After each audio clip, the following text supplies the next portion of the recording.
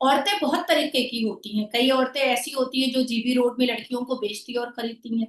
कई औरतें ऐसी होती हैं जो 7 फेरे लेने के बाद अपने पति को काट करके ड्रम में डाल देती हैं। कई औरतें ऐसी होती हैं जो कोठा और चकला चलाती हैं। कई औरतें ऐसी होती हैं जो अपनी ही बहू के साथ डोमेस्टिक वायलेंस करती हैं। कई औरतें ऐसी होती हैं जो अपनी ही बहू को जला के, मार के, काट के फेंक देती हैं। कई औरतें ऐसी होती हैं जो आईफोन खरीदने के लिए अपने बच्चे को बेच देती हैं।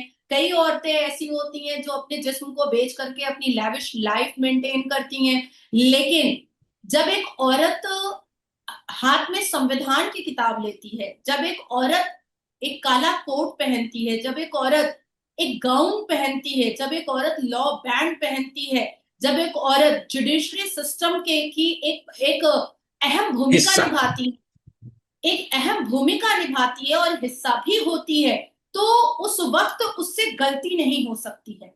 किसी भी हाल में गलती नहीं हो सकती है।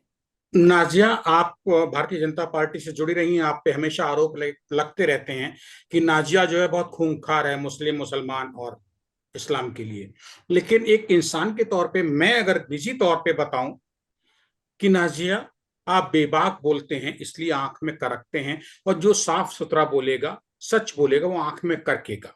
आज के मौजूदा माहौल में जिस तरीके की याचिका दायर की गई है, क्या भारत की जो मौजूदा हुकूमत है, सरकार है मोदी की, क्या वो बेटी बचाओ बेटी पढ़ाओ और जो 165 साल भारत को 10 साल की बच्ची की सहमति से सेक्स की जो बात चल रही थी, या कहिए शारीरिक संबंध बनाने की बात जो चल रही थी, क्या वो यहां तक अब मिट्टी डालने देंगे या जूझेंगे? किसी कीमत पे ऐसा नहीं होने देंगे। क्या लगता है आपको? क्योंकि हुकूमत का बहुत बड़ा रोल होता है कोई भी कानून बनाने में, बनवाने में, बिगाड़ने में। संजय भाई, मैं बेबाक जरूर बोलती हूँ, पर मैंने हमेशा अपनी कम्युनिटी से लेकर के प्रत्येक कम्युनिटी की बेटियों के लिए भलाई का ही काम किया है। शायद मेरे नाम के आगे एक एलिगेशन लग गया है कि मैं मुस्लिम के खिलाफ हूँ। अगर मैं मुसलमानों के खिलाफ होती तो मैं मुसलमान बेटियों को इंस्टेंट ट्रिपल तलाक से कभी निजात नहीं दिलाती। अगर मैं मुसलमानों के बिल्कुल। खिलाफ होती तो मैं मुसलमान बेटियों के सेल्फ आइडेंटिफिकेशन और सेल्फ रिस्पेक्ट के लिए पॉलीगेमी हलाला की सख्त लड़ाई नहीं लड़ रही होती। अगर मैं मुसलमानों के खिलाफ होती तो मैं अल कुरान के विपरीत, जैसे ये लोग जा करके मजार परस्ती कर रहे हैं ना, मैं उसमें हवा देती। मैं ये नहीं कहती कि कुरान के खिलाफ ना जा करके तुम कुरान के हिसाब से चलो और मजार परस्ती ना करो।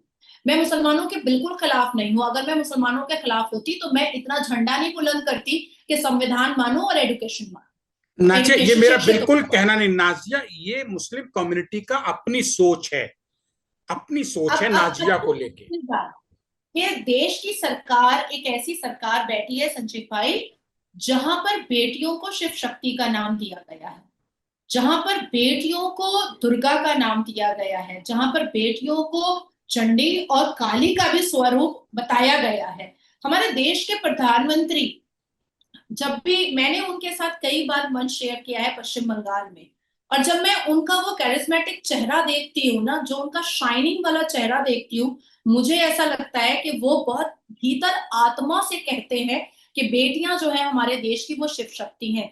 इस भारत देश का सौभाग्य है कि मोदी मोदी जैसा प्रधानमंत्री मिला है। और मैं गारंटी ले सकती हूँ कि देश के प्रधानमंत्री नरेंद्र दामोदर दास मोदी जी कभी भी ऐसी बेफजूल की याचिका पर कोई निर्णय नहीं लेने वाले हैं। नाजिया इलाही खान, लेट मी कंप्लीट, जब नाजिया इलाही खान जब 3 तलाक बैन करने के लिए याचिका दायर करती है, तो देश के प्रधानमंत्री भी उस बारे में बात करते हैं अपनी स्पीच में। नाजिया इलाही बिल्कुल। खान जब 2019 में पॉलीगेमी हलाला बैन करने के लिए देश के सर्वोच्च न्यायपालिका में अपनी याचिका दायर करती है, तो देश के प्रधानमंत्री भी प्रशंसा करते हैं कि ऐसी बेहूदगी बैन होनी चाहिए।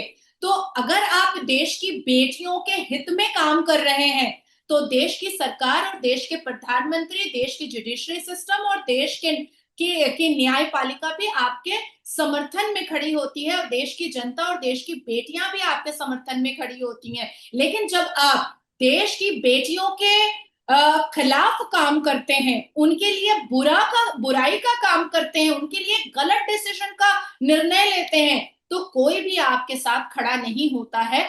ये देश जो है अब शिव शक्ति का देश बन चुका है। इसमें 16 साल की बच्ची की शादी हंसी और मजाक का बास बन सकती है, और वो कहीं ना कहीं अपनी प्रैक्टिस पर एक क्वेश्चनेबल मार्क लगा रही है।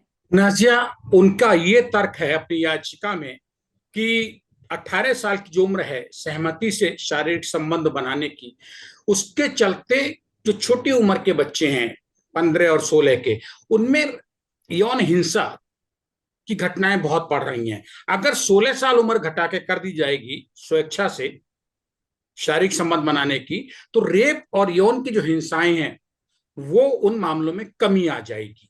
देखिए, इसमें दो बातें हैं। सबसे पहली बात है कि जो 50 साल का, 60 साल का, 70 साल का बुढ़ा आदमी जो 5 साल की बच्ची का रेप करता है, तो क्या 5 साल कर देना चाहिए शादी की उम्र? फिर तो 5 साल कर दो शादी की उम्र।